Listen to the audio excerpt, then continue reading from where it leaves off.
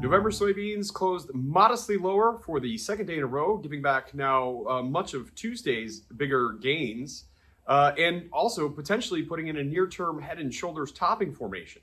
However, we are still trading above the major long-term moving averages, the 50-day, 100-day, and 200-day moving averages that are all clustered between 1025 and 1031.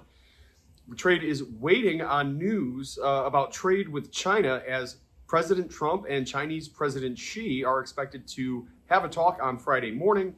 It's unclear what will specifically or explicitly be discussed in that conversation. Certainly there will be a talk, I think, about TikTok. But aside from that, will there be any further discussion on trade? Will there be any semblance of a trade deal or progress towards a trade deal?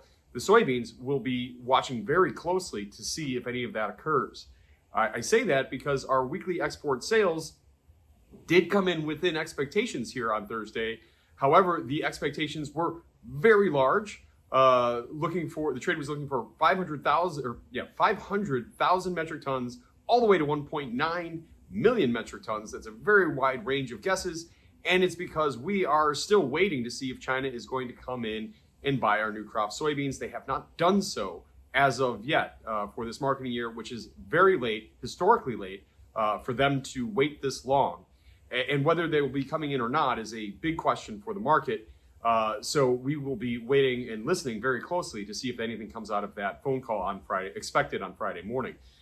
In the meantime, the harvest is rolling along, and the early reports have been mixed, but I think we're hearing a little bit more of the better than expected than what we were expecting because of the very dry August, the driest August that we've had since 2013. Somehow, some of these soybean fields actually did make it out okay. So we'll be listening for that, listening for any news on trade. Lots going on in the soybean market right now. So you guys stay tuned and you stay safe.